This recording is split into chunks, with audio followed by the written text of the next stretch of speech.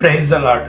ఈరోజు దేవుని మాట సామెతలు 19:17. ఈ వాక్య భాగంలో మనము అద్భుతమైన సత్యాన్ని నేర్చుకోవచ్చు. అవసరం ఉన్న వారికి మనము దయ చూపినప్పుడు దేవుడు తనకే అప్పు ఇచ్చినట్లుగా భావిస్తాడు. ఆయన సర్వాధికారి, సంపూర్ణుడు, ఏ అవసరము లేనివాడు.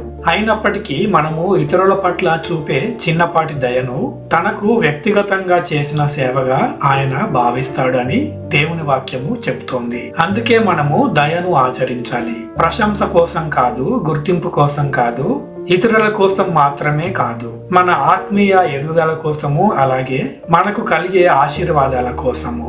మనలో కొందరు చాలా కాలంగా ఏదో ఒక విషయం కోసము ప్రార్థిస్తూ ఉండవచ్చు.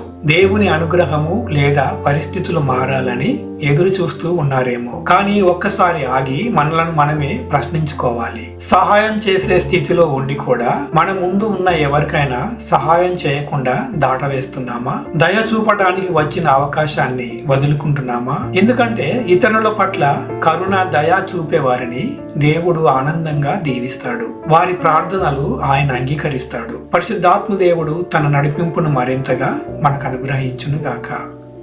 ఆమేన్.